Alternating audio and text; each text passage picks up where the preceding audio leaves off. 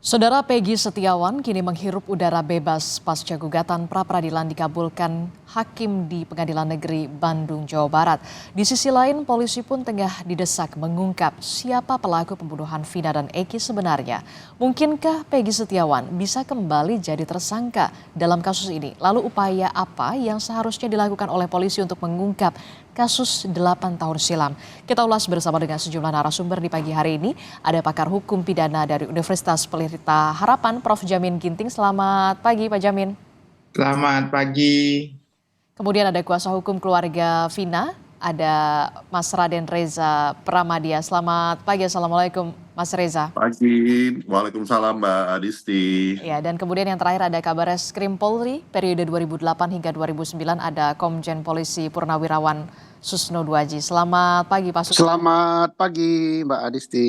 Ya, ini kan kita sudah tahu ya semuanya bahwa memang sidang putusan pra-peradilan ini sudah diputuskan bahwa Peggy Setiawan ini tersangka, status tersangkanya ini memang sudah gugur. Tapi kemudian yang menjadi sorotan kembali adalah pernyataan dari kuasa hukum Hotman Paris yang mengatakan bahwa ada peluang bisa mendapatkan polisi bisa menetapkan kembali Peggy Setiawan menjadi tersangka. Saya ke Prof. Jamin. Prof. Jamin, seberapa besar peluangnya dan mungkinkah itu terjadi, Prof. Jamin? Kalau dari hukum. Ya, jadi begini, nyawa daripada penyidikan itu adalah sprindik, ya. Jadi sprindik itu nyawanya dia untuk melakukan tugas dan fungsinya, ya, dimulai dari penyelidikan, sprindik dan sprindik. Kalau sprindiknya sudah mati, artinya penuntutan dan penetapan tersangka sudah mati, sudah dinyatakan batal demi hukum, dan maka dia harus membuat sprindik baru terkait dengan orang itu. Nah, dari untuk membuat sprindik baru itu harus ada laporan baru atau seperti apa mekanismenya? Laporan itu kan ada dua, ya, bisa dari yang ada yang dirugikan, ada bisa dari inisiatif daripada kepolisian sendiri. Nah, kalau kepolisian sendiri juga bisa bikin laporan baru terkait dengan Peggy ini yang disebut Peggy Setiawan. Kalau memang ada bukti yang cukup, ya, untuk bisa menunjukkan dia sebagai pelaku tindak pidananya, begitu. Tapi syaratnya tidak boleh lagi menggunakan bukti-bukti yang sudah ada. Benar-benar bukti-bukti yang baru, karena sudah adanya itu kan sudah diuji di Prapit. Nah, dan gugur. Dan gugur. Nah, nanti di kemudian hari dengan bukti baru itu, kalau ada bisa menunjukkan dia pelakunya, itu bisa dinaikkan lagi menjadi tersangka kalau ada. Nah, yang kita perlu cermati di dalam putusan pra-peradilan ini agak unik. Kenapa saya bilang unik? Di pra-peradilan ini permohonannya error in persona. Biasanya error in persona itu adanya di eksepsi dakwaan. Nah, itu. Nah, jadi nggak pernah ada subjek pemeriksaan di pra-peradilan terkait dengan error in persona, itu nggak ada. Nah, tapi diputus gitu loh. Diputus bahwasanya salah dalam menetapkan tersangkanya. Yang ada adalah konsepnya adalah kurang cukup bukti untuk menetapkan tersangka, bukan salah. Kalau salah itu terkait error persona dalam eksepsi daripada kuasa hukum, ya, terkait dengan dakwaan. Nah, dengan demikian berarti kalau salah orang, gugurlah semua penetapan tersangka, penyelidikan, dan penangkapan. Nah, dengan sedemikian maka orang ini bukan pelaku sebagaimana kaitannya dengan bukti yang dihadirkan dalam pra-peradilan. Jadi ini cakupannya adalah kita bicaranya terkait bukti yang dihadirkan dalam pra-peradilan. Jadi makanya kalau di kemudian hari ada bukti baru lagi terkait dengan perbuatan Peggy Setiawan, ya bisa. Dia itu tidak menutup kemungkinan siapapun itu, nggak hanya Peggy Setiawan. Asalkan ada bukti baru yang kemudian tidak yang belum termunculkan pada saat sidang pra-peradilan kemarin, ya. Ya, semuanya serba baru, Pak. Jadi semua serba baru. Bukti baru, sprindiknya baru. Kok lidiknya kan memang sudah kemungkinan sudah ada. Nah, lidik, sprindik baru, semua baru. Dan semua harus terkait dengan perbuatannya yang terjadi di tahun 2016. Jadi yang terkait dengan perbuatannya yang terjadi di tahun 2016. Makanya kalau kembali lagi ke tahun 2016, semua buktinya nggak bisa lagi digunakan untuk Peggy Setiawan. Nah, itu masalahnya. Kenapa? Karena sudah lewat pra-peradilan kemarin. Jadi apa lagi bukti yang bisa dihadirkan terkait dengan perbuatan? Kelihatannya menurut saya berat. Ya, sangat berat bagi Polri untuk bisa menentukan menurut saya, karena semua bukti yang ada tahun 2016 dan bukti yang ada 2024 waktu sprindik untuk Peggy Setiawan sudah pernah diungkapkan. Kalau memang belum pernah diungkapkan, itu kesalahan polisi, penyidik dan buat biro hukum waktu proses pra peradilan, karena semua itu tidak mungkin bisa digunakan. Kalau nggak bisa digunakan, ya sulitlah untuk lagi menentukan kan. Itu teorinya. Jadi Anda menyebutkan peluangnya sulit ya sebenarnya ya? Iya, hampir 100% saya kira sulit bisa membuktikan dia, kecuali dengan bukti baru, sangat baru kembali yang pernah mereka temukan, yang tidak ada sebelumnya mereka temukan di tahun 2016. Oke, Pak Susno, bagaimana Anda melihat ini sebagai Kabar Reskrim pada 2008 hingga 2009 terkait dengan kasus ini? Peluangnya bagaimana untuk bisa menjerat Peggy Setiawan ini menjadi tersangka kembali, ataukah polisi punya PR selanjutnya adalah memang mencari sebenarnya Peggy Setiawan ini yang mana sebenarnya? Oke, saya sangat pendapat dengan Profesor Jamin Ginting ya. Hampir 100% impossible ya, nggak bisa. Kenapa? Hakim telah membuat putusan yang menerobos suatu kebiasaan, ya boleh-boleh saja dia buat itu. Karena hakim menciptakan suatu terobosan tidak dilarang, apalagi demi keadilan. Jadi di putusan nomor 5 menyatakan tidak sah. Ya, dari kandang di situ. Segala keputusan atau penetapan, bukan hanya keputusan aja, penetapan yang dikeluarkan lebih lanjut oleh termohon. Termohon itu siapa? Penyidik. Untuk apa? Yang berkenaan dengan penetapan tersangka atas diri pemohon oleh termohon. Jadi nggak bisa lagi, karena untuk jadikan orang tersangka itu harus ada penetapan. Untuk diperiksa orang sebagai tersangka harus ada penetapan. Ini nggak bisa lagi, karena nggak boleh lagi. Kecuali ada Yang sprindik baru. lebih lanjut ya, termohon yang berkenaan ini dikeluarkan kapan, yang keluarkan yang lebih lanjut itu artinya setelah putusan itu nggak boleh ada lagi untuk Peggy Setiawan terkait kasus ini, kecuali ke Peggy Setiawan buat kasus baru. Itu dari segi hukum saja dia udah nggak boleh. Dari segi barang bukti, boro-boro ketemu barang bukti baru, barang bukti untuk melengkapi yang ini jadi tersangka aja nggak ada satupun gitu kan, tidak ada satupun karena gugur semua. Jadi sudah tidak mungkin. Daripada membuang waktu menetapkan Peggy Setiawan yang sudah dibebaskan untuk tersangka kasus ini, ada suatu hal yang belum selesai, yaitu apa? Supaya citra Polri lebih baik, yaitu laksanakan putusan ini. Apa putusan yang belum dilaksanakan? Ada satu poin putusan, yaitu memulihkan nama baik dan sebagainya. Itu belum. Nah, buatlah misalnya suatu surat tertulis permohonan maaf, kemudian dipublikasi, syukur-syukur kalau ada Keterangan resmi bantuan. juga begitu ya, rilis juga. Iya dong. Itu putusan pengadilan, laksanakan itu. Nah, sekarang PR besar ya. Korban Vina dan Iki ini korban loh, 2 nyawa manusia telah melayang.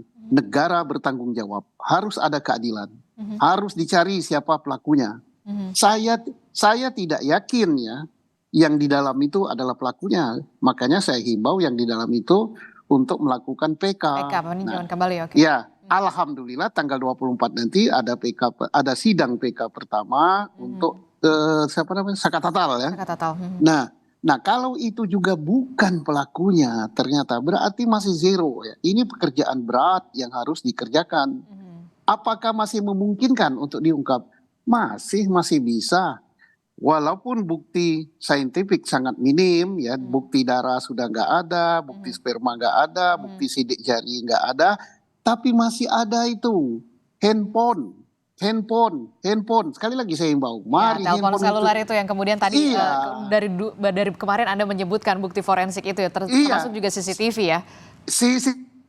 CCTV 3 kali saya omongkan. Kenapa sih nggak dibuka-buka? Nah, Pak Reza pernah mengatakan kalau itu dibuka, jangan-jangan kasus ini berbalik 180 derajat. Nah, inilah yang perlu kita desak, buka itu. Kapolri menyatakan, bukan saya loh. Kalau saya menyatakan, anggap angin lalu saja. Apalah suara petani kampung ini. Yang apa? Kapolri menyatakan kasus Cirebon 2016 tidak ada bukti saintifik atau scientific crime investigation-nya tidak ada. Dan dinyatakan dalam forum resmi pada saat yudisium PTIK 2004 kemarin, baru belum sebulan kalau nggak salah ya. Oke. Nah oke lah, itulah yang harus dilakukan ya. Tapi kalau misalkan ya, kemudian penyidik polisi ingin kemudian membuktikan kembali dengan bukti-bukti baru, berarti bisa saja dimunculkan, walaupun memang kalau kata Prof. Jamin Ginting, rasa-rasanya kok sulit ya. Ya kalau mau dimunculkan harus apakah ada Bukti baru. bukan PK itu putusan nomor 5 itu harus dibatalkan. Karena itu udah putusan pengadilan, kita sudah berkali-kali mengatakan hormati putusan pengadilan. Oke. Tidak boleh lagi adanya putusan dan sebagainya terkait dengan Peggy Setiawan terkait dengan kasus ini. Jadi nomor 5 itu walaupun ketemu bukti baru, ketemu segala macam, ya putusan nomor 5 itu ditiadakan. Putusan nomor 5 mungkin untuk memperkuat putusan bahwa ini error in persona. Nah, jadi karena itu sudah menjadi putusan pengadilan, itu sudah sah putusan pra peradilan. Batalkan dulu yang nomor 5 itu. Termasuk juga yang kemudian membuat saya penasaran adalah saksi yang kemudian pertama kali menyebutkan sejumlah nama begitu yang dikatakan nama saksinya adalah Aep begitu, yang kemudian saat ini kita nggak tahu seperti tenggelam di telan bumi ini saksinya, di persidangan pada 7 tahun lalu saja tidak hadir. Bagaimana ini? Ya, ini harus dijawab oleh Polri, harus dicari sampai ketemu, periksa lagi dia untuk mempertanggungjawabkan keterangannya, karena dari mulut Aep lah masuk dalam penjara 8 orang, kemudian Peggy Setiawan masuk tapi baru sampai batas tersangka.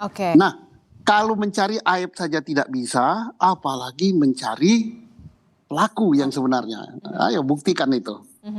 Termasuk juga yang pertama kali membuat laporan ini adalah merupakan orang tua dari korban, yakni Eki Ibtu Rudiana kalau tidak salah.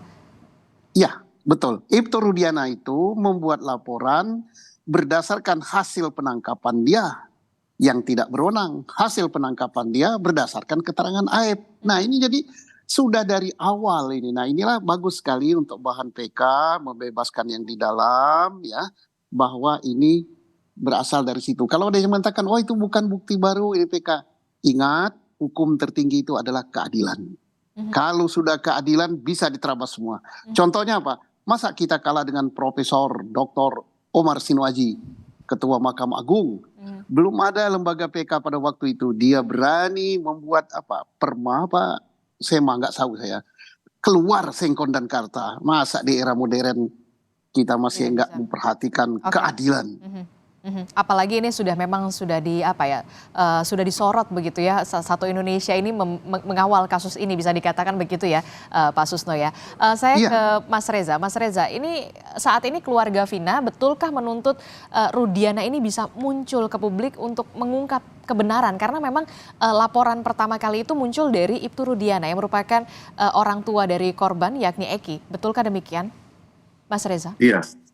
Karena dari awal itu kan memang pihak kami juga meminta ke Pak Rudiana untuk muncul dan bersinergi dengan kami mengungkap sesuatu yang mungkin belum terungkap pada saat itu ataupun sekarang ini. Tapi kan memang pada saat itu kita sampai meminta di media sosial, menghubungi langsung secara pribadi, datang ke kantornya juga tidak berhasil menemui yang bersangkutan. Jadi kita sangat sulit sekali untuk mengajak beliau untuk bekerja sama mengungkapkan kasus ini.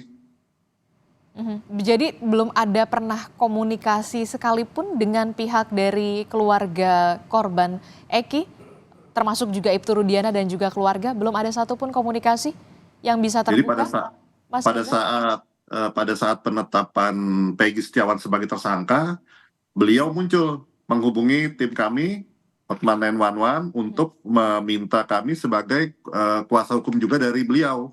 Tetapi karena pada saat itu kita sudah memutuskan untuk fokus ke keluarga almarhum Vina, kita menolak untuk menjadi kuasa hukum dari Ibtu Rudiana. Nah setelah itu menghilang kembali, sampai sekarang kita tidak berhasil berkomunikasi. Jadi itu adalah komunikasi pertama dan terakhir yang dilakukan oleh Ibtu Rudiana, meminta Anda dan juga tim untuk menjadi tim kuasa hukum, begitu ya? Selebihnya Iya, tidak ada? dan pada saat itu juga, pada saat beliau video call kalau nggak salah dengan Mbak Putri, beliau juga menyatakan bahwa itu memang Peggy yang dimaksud gitu. Tapi kita tidak berusaha bertanya lebih lanjut karena pada saat itu memang kita lagi banyak kegiatan gitu. Dan Ibtu Rudiana juga tidak berusaha untuk menjelaskan keyakinan itu, mengapa ada keyakinan itu, belum sampai ke situ komunikasinya? Belum sampai ke situ karena pada saat itu kita sudah menampung dulu keinginan beliau untuk menjadikan kita kuasa hukumnya juga, tapi kita kan setelahnya menolak. Oke, Prof. Jamin, ini menarik sekali ya kalau kita lihat kemudian ada status tersangka dari Peggy Setiawan ini yang sudah digugurkan, terus kemudian Saka Tatal terpidana yang sudah bebas begitu ya, mengajukan peninjauan kembali setelah memang ada putusan status tersangka Peggy Setiawan ini digugurkan. Anda melihatnya memang ini dari awal ini memang harus diselidiki ya, termasuk juga penyidik-penyidik yang memang sedari awal ini melakukan penyidikan terhadap kasus ini. Ya, dalam suatu tindak pidana yang paling penting pertama terkait dengan lokus deliktinya sama tempusnya. Kapan suatu tindak pidana terjadi. Nah, lokus delikti itu menentukan semua evidence, ya, bukti-bukti yang harus dimunculkan pertama sekali. Dalam tindak pidana pembunuhan seperti ini, tidak bisa hanya diandalkan terkait dengan para saksi. Makanya saya tekankan selalu ada yang disebut sebagai scientific crime investigation. Nah, itu untuk menentukan scientific evidence yang sulit dibantah kebenarannya. Nah, dengan scientific crime evidence ini nggak bisa terlalu lama karena sifatnya Tidak timeless. hilang dan nggak bisa lama-lama.